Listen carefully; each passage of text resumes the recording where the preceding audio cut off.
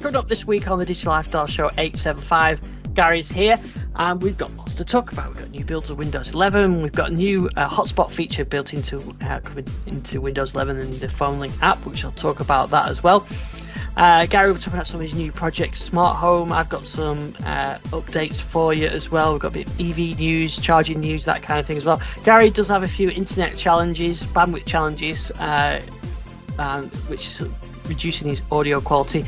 But it does get better later on in the show as he rebooted some kits, so it gets better if you persevere with that. Anyway, let's get straight to Gary. Gary, good evening. Good evening.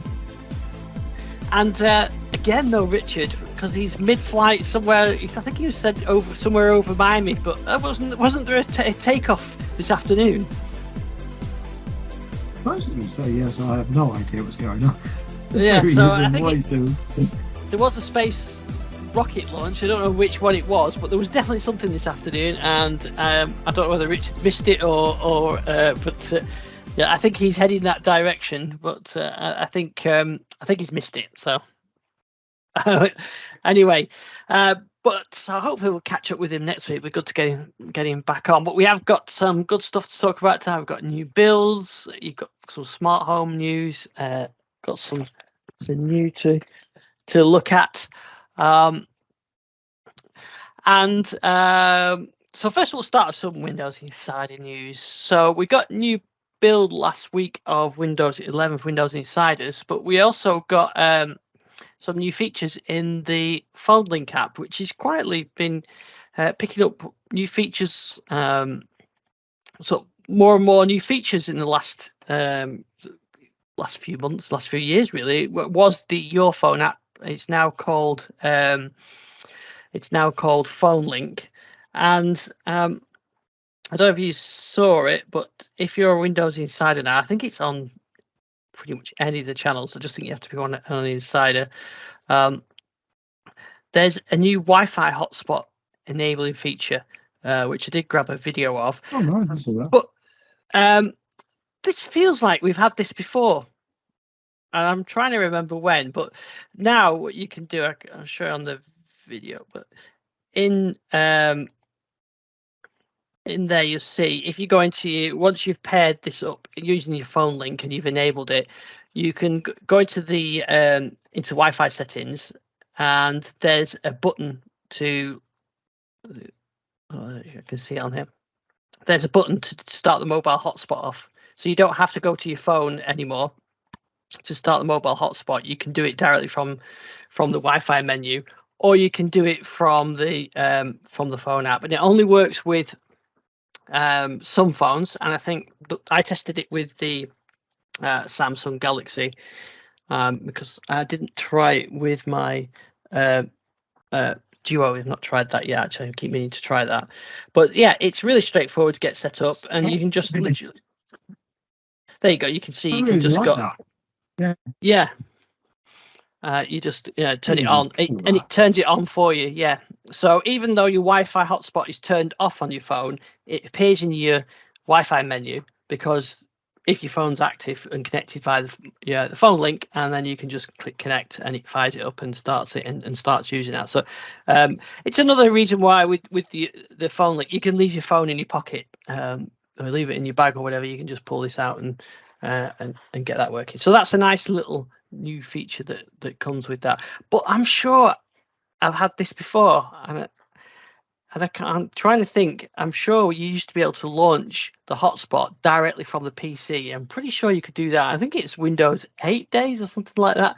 I can't remember exactly when, but I have a memory of doing that. It could be a false memory, but I do have a vague recollection of someone might remember to.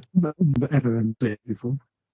Yeah. So hopefully, I do have a vague recollection of that, but yeah. Anyway, it works there. I tried it. It works. So when that feature rolls out, that'll be pretty handy.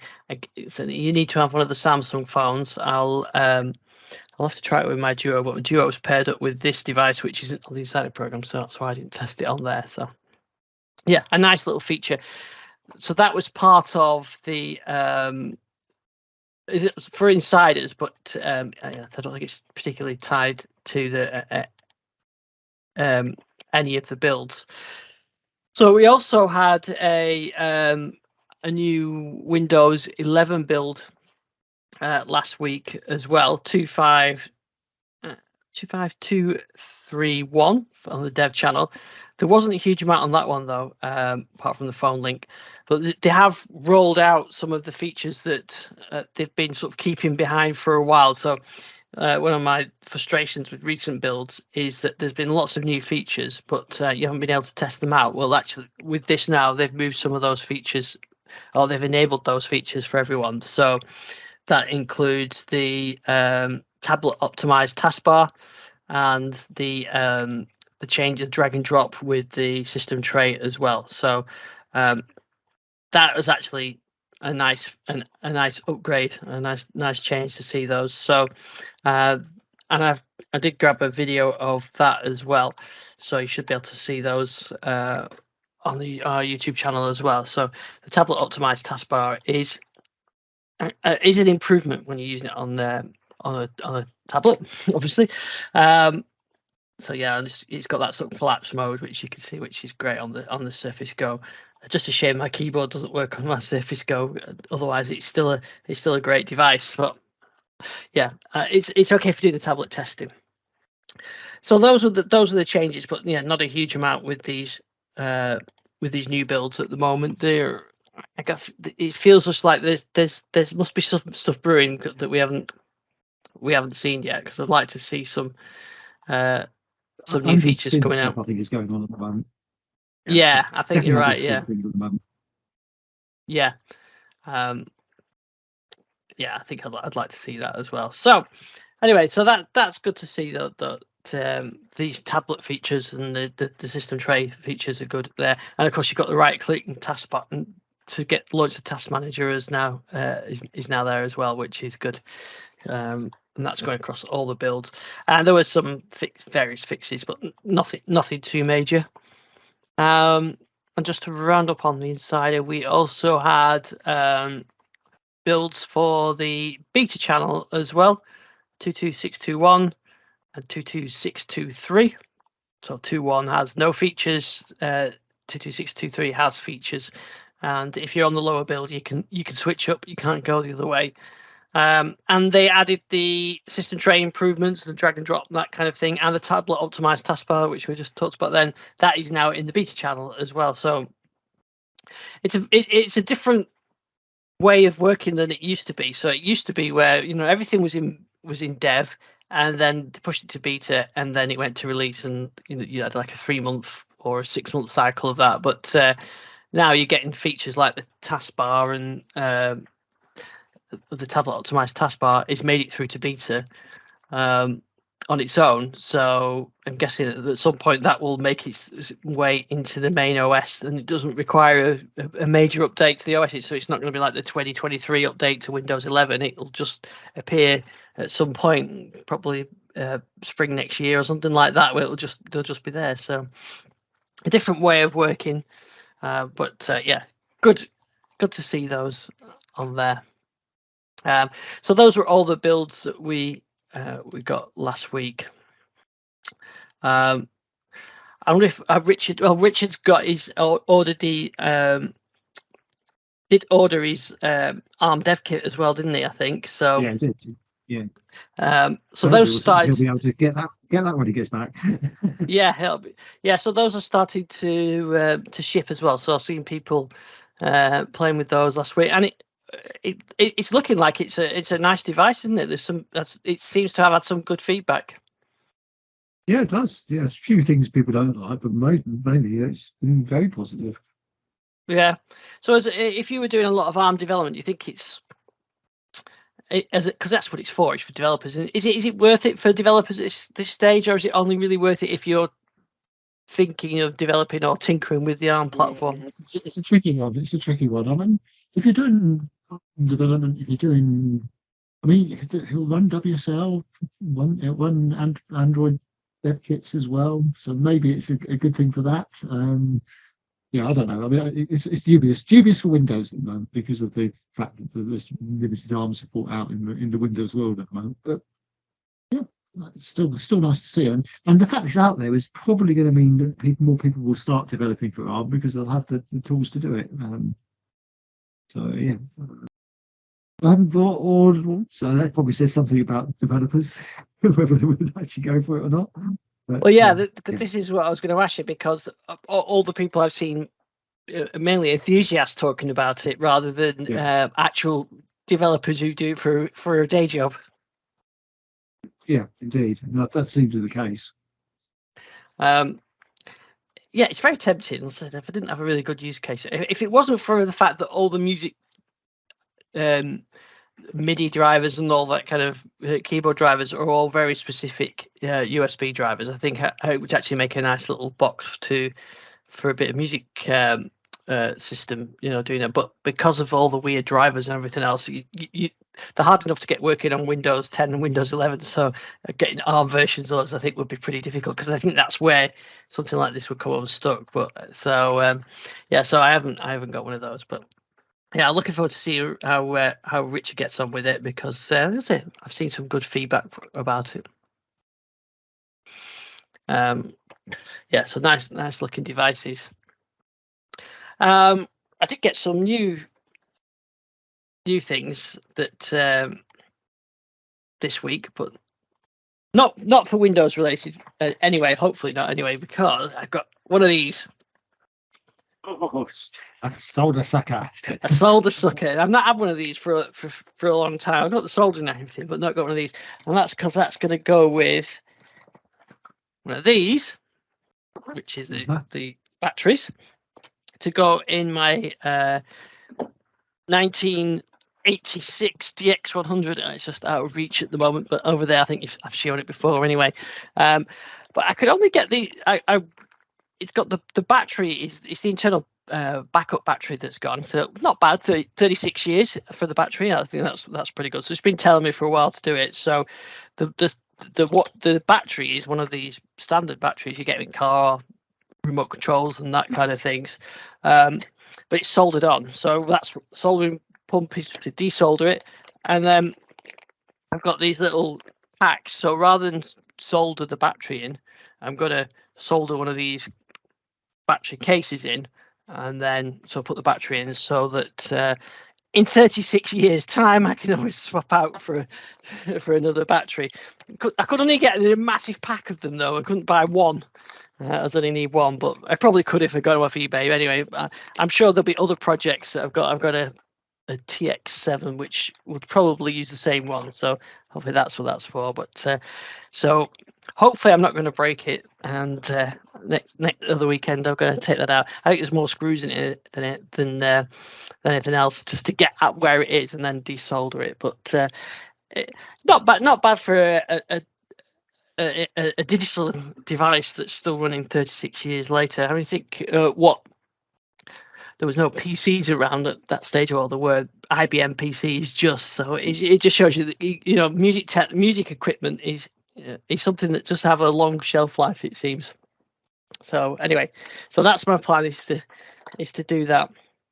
So, and then see what else I can desolder, because of course once I've got the pump there, I've got to start doing other stuff with it. But maybe some smart home projects will be the next thing. In fact, I was playing with my Raspberry Pi and the Unicorn LED hat, and I was thinking, what can I do without it music wise? And I was having a look to see whether I could do a VU meter with it. It's just stretching my skills a little bit too much, because I did find in Python for the that works on the Pi, I did find a VU meter code written in Python that uses the matplot. So it does it on the window and the screen, and if you play a video, you can get it to plot the thing. But what I want it to do is to do it on the Unicorn hat LED display. So I've got to convert this matplot to the Unicorn hat. That's going to be quite tricky. And the other thing, I really want it to be real time and not from what the Raspberry Pi is playing. So what would be really nice is if I could just put the output of a mixer into the Raspberry Pi, and it would give you a real-time VU meter. It should be possible. It's just stretching my my Python skills a little bit, because there's so many libraries. There's a Python library for sound, and there's other things. I have no problem writing to the unicorn hat. It's the sound bit, interaction, sampling, and all that kind of thing. So, but that would be a great little use case for my Raspberry Pi with the display on it. So, yeah, I'd like to get something code out there for that, because there's sample code for it. yeah, it's just pulling it. Like I said, I've got one that will do it on the screen. I want it to do it on the LCD, and I want it to play real time from a microphone. I don't know. The Raspberry Pi 4 has got the headphone socket in. Does that work as a microphone socket as well? Is it just a pure headphone? I'm not quite sure. I didn't get as far as checking that. I think it might be. I think it's a free plug. So yeah, possibly it has got a microphone in. I'm not actually playing with that, so I don't know. Yeah, I mean the other option is to plug a sound, a USB sound interface into it and plug the microphone into that and whatever. But it would be nice to have a real time, VU meter or spectrum analyzer or something like that based off the Raspberry Pi with that little 16 by 16 LED display. I'd quite like to do that. So I'll carry on with it. I've got the sample code working on the sort of desktop screen. So now the next thing is to get to the LCD and real time as well. But it's something to think about. Of sort of Raspberry Pis are there. I haven't been done with much with the one with the screen on it, so I've got to start thinking about what I want to do with that one next. Although it's coming up to Christmas, so of course you'll be able to get the Christmas lights on there soon as well. But actually, I was quite surprised at how well Python, how sophisticated you can get with Python. I've done the playing around with it sort of for the lights stuff, and I've done some other stuff with the smart home stuff. But actually, it's a really in-depth language. I think there's been an update out recently for Windows, hasn't it, as well, that improves the speed on it. Yeah, it has. Yeah, so Python's very powerful. So I do a lot of my smart home stuff using Python. Yeah, so it's a good platform for the sort of the smart home stuff as well, isn't it? Yeah.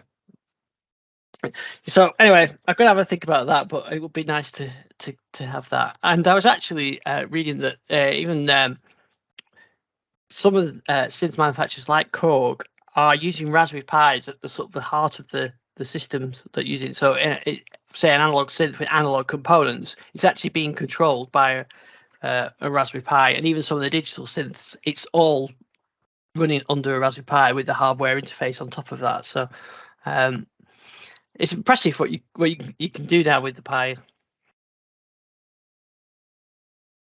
Yeah, lots of things you can do. Yeah. So what Pis and stuff? Have you done anything with your smart home stuff recently? Well, I've got a few things to play with. It's on the camera, so you can actually see it. Well, your video is kind of frozen. Can you see that? No, I think you've frozen. Let me start my camera and restart it again, because we've had having some network issues today. Well, actually, power issues. Had the power off today and actually powered my laptop from my car. Oh, brilliant! Quite good. So you see that little knob or not? Yeah, I can see something that's very, very low frame rate because of the bandwidth. So, but yeah, I can see a big circular thing. Yeah. Well, that's a dimmer knob, and this is actually a dimmer module. And apparently, and I didn't know this, all UK dimmer sockets, dimmer plugs, dimmer switches are standard. They use a similar sort of module, and you take the knob off the end, you unscrew a little nut on the end of it, and then you take your fascia and put it on the front of your dimmer. So here's what I had earlier. You can just slot the dimmer fascia onto it, and then you've got basically a dimmer switch. And this is a Zigbee based dimmer module. So it's actually the first one I've seen. It's made by a company called Candio. Seems very well made. It's all the certifications I've double checked online. It is a direct replacement for a standard dimmer, and it works with normal dimmer stuff. Obviously, it's got the same restrictions that a lot of these dimmers have got with LEDs. You might need an after it, but it works. It's leading edge, trailing edge. Sorry, it works with 10 to 250 watt bulbs basically on load. So yeah, very impressive, and it works, and it just syncs up with smart things, and away you go. You've got, and obviously it will work directly with the Alexa devices because they have Zigbee built in. So if you wanted to, you could do that. So would you use that as a controller to control additional lights that aren't physically wired to it, or would you have the smart home control that so it controls the lights that are physically connected to the dimmer? Yes. So basically, this is a physical connection. So it's replacing a normal standard dimmer, which is normally wired into your lights, and then you can use Zigbee to control this. So you have all the ability and Alexa to say set your lights to 50% or whatever. So you can, and it's basically, rather than having to buy a smart switch as such, you can just replace your existing switch controller unit with one of these, because it's identical to it. And the great thing about this is it's the size of a normal black box, so you don't have all this problem we have with most of these smart switches where they're massive and they don't fit in the back boxes very well, and you have to drill out more of this wall as you get them. And it's just a standard size. It's the standard size of a normal dimmer. So if you've already got a dimmer switch, just replace it, and you've got yourself a Zigbee based one. It seems to work really well. I mean, obviously, it does have the normal restrictions with a lot of these electronic dimmers where it doesn't even fully on LED bulbs because there's not enough load. So minimum load on it is 10 watts. A lot of LEDs are below 10 watts. But you can always fit an LED bypass on fit an LED bypass on the LEDs, and then away you go. But yeah, it seemed to work well. And obviously, all the decorative plates you might want to use, and all the normal stuff you would have for any lighting system, which is great, because I think one of the big restrictions on smart home systems where you want to use a switch which replaces a normal switch is looking for options, and sometimes people have styles. I mean, like in my house here all the switches were chrome switches. When I wanted to put smart switches in, I had to find chrome smart switches to match that. And that was actually a real challenge. The only ones I could find with the lightweight rest. One comes from lightweight rest, so there's no feedback from the older versions. Like the generation 1, you can control them on the switch and they go on and off, but the smart home system doesn't know whether they're on or off. So whereas, and the generation 2 fixes that, but generation 2's got some other issues, primarily the cost and the availability. And Zigbee has the ability to tell you, it's reporting all the time whether it's on or off. So if you switch it on or off on the switch, your Zigbee, the smart home system will know about it, and you can then use that in emailing. So, for example, I've now got a system I set up in this room where if I turn by the bed, it turns the light off automatically because it's detected that the lamps come on, and that's a Zigbee lamp, and works that way. The cool thing I've got now, and this is a new feature from the Amazon system, in routines now. If you go to smart home routines, are now showing up as smart home controllers. Sorry, what was lost you then? What's showing that? In routines on Alexa, some of the Echo Show devices, the more modern ones, are now showing up as true devices for routines. Oh, right. Because they can do motion. Before you walk in front of them, they actually recognises you're in the room. I've got that set up now to turn the lamp on in this room if I walk in. So there's lots of nice sort of functionality there. Which I've got. That's quite a good idea. It gives me that ability. Yeah, that's quite a good idea to be able, so that you can trigger a routine, and so you could have a show in the kitchen, and someone walks in the kitchen, and you can set it off. I think that is a really good idea. And that's a beta. It's on the routines in the UK now. I think they had it in States for a while. I just double checked this before I came on air, and it's in there for the UK now. So it works well. Actually, talking to those routines, you remember the one we talked about a few months ago, the beeping sound? But you can run your routines, and in fact, I've got one that sends me an alert. It's become one of my most popular videos on YouTube recently. That one, so a lot of people are doing that with the beeping. Someone asked me if it was possible to say how long it beeps for before it triggers it, and I've checked and I can't see anything. I don't know if anybody else has spotted it, or you spotted it, Gary, but effectively, what if you get a single beep in the kitchen, you'll get the notification, or if your your oven's going off and it beeps for a minute or whatever, you get the same notification. And I think what the commenter was asking me was, he's got some equipment, and I have the same thing. My coffee machine, when you turn it on, does a beep, a very short beep, but I will get a notification of that. And then if the bread machine finishes and that's got a long beep, I'll still get exactly the same notification. So whether there's a way of filtering out those really short ones from the other ones, but I had a look on there and I couldn't see any way of doing that. It just detects beeping. It doesn't give you that option of saying beep for 5 seconds or whatever. Like I can't think of a way around that. I think you're having a few bandwidth issues. You've got a bit of lag on there. I'm having some major bandwidth issues. I've just realised one of my decos is off.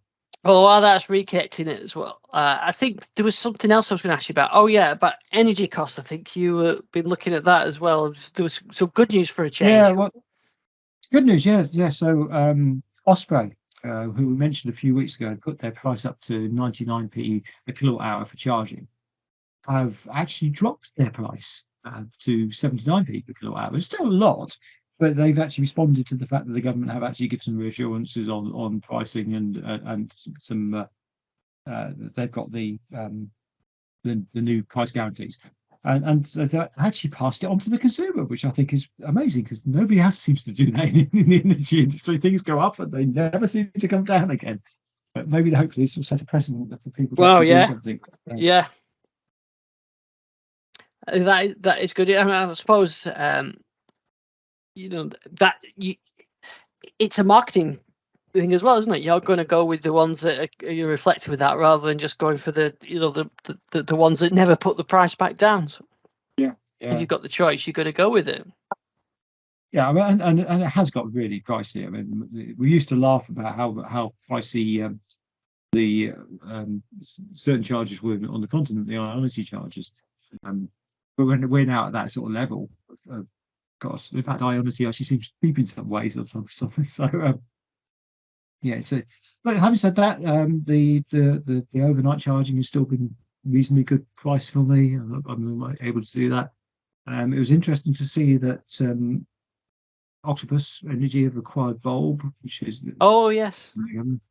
So those people will get that, and they're saying that level scale means they can buy more electricity at a more reasonable price.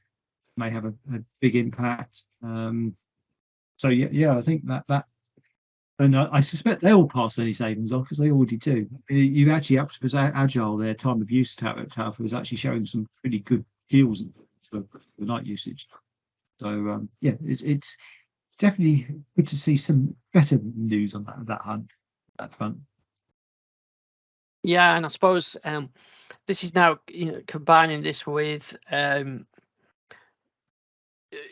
the smart home stuff for metering as well, is how you can try and reduce your consumption use. I mean, so a lot of the smart plugs now are sort of reporting how much usage you're getting out there. Like these Whiz ones I'm on now, that this system I'm going through now, it tells me how much is actually being used, and then you can check that, and then you can see how much it costs. And I think that works better than just the generic smart meters that just show you an overall price. I think it's better if you know what sockets are drawing what electricity. Yeah, there you go. Back. I'm back. Yes, and video as well this time. Oh, that's looking better. Yeah. Looking. Yeah. Just need that deco back up and running. Yeah. So as I said, I had the power off earlier in the day, so things have all been a bit messed up. But, you get to get out of sequence a bit, don't they? I know. I mentioned last week about the Sky broadband going off when I was working from home last Tuesday. Actually, after we finished recording the podcast on Tuesday, night. About 10 minutes after we finished recording, it went off again. Look, I think that was the last time it went off. But interesting to notice as well, it was exactly 35 minutes of each occurrence it going off to coming back on.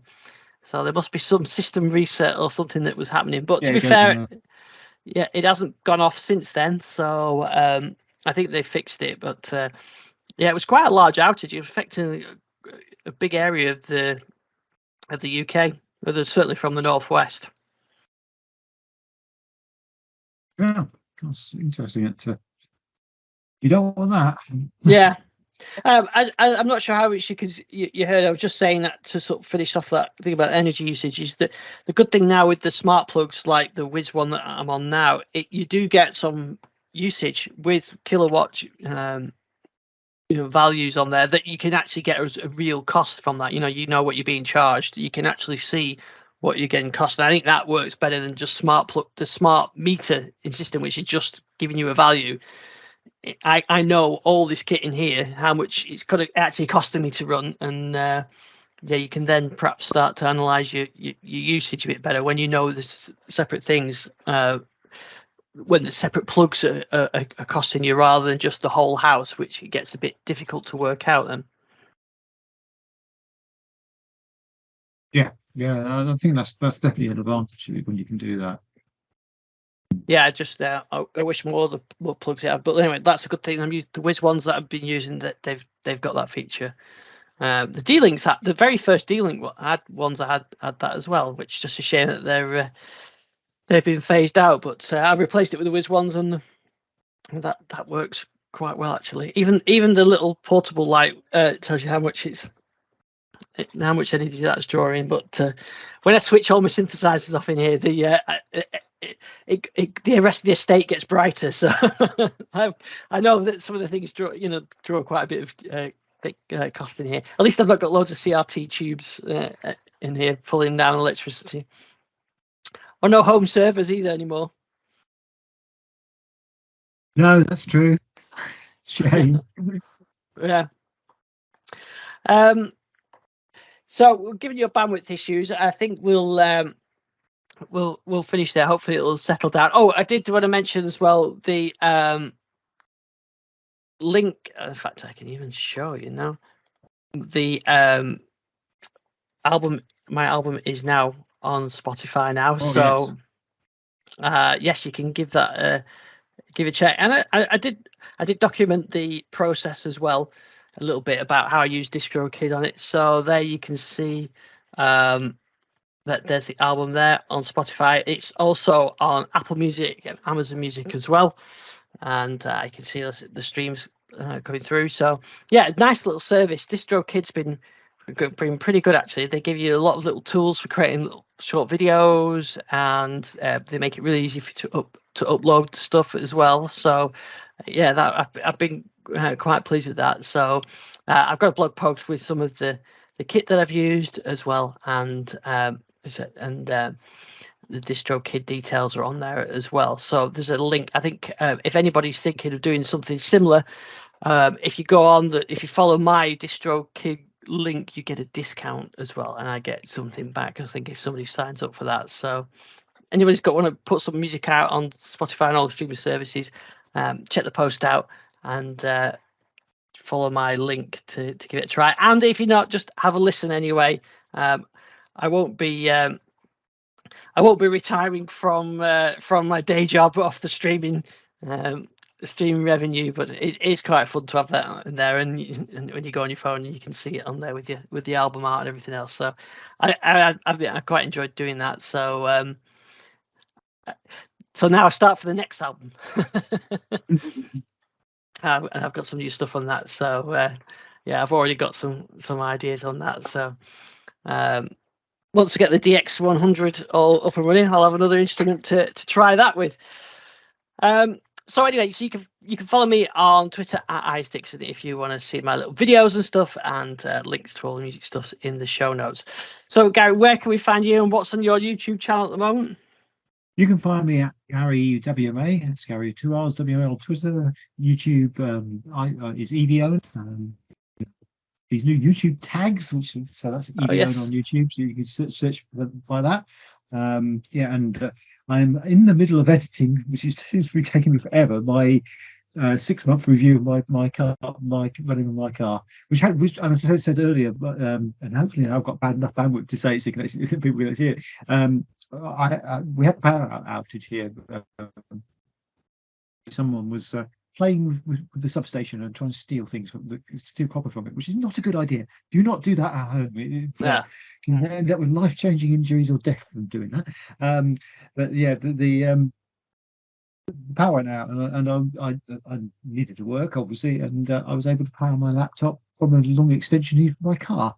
So using the vehicle to load feature on the V6, which was excellent, and I could have done that for months.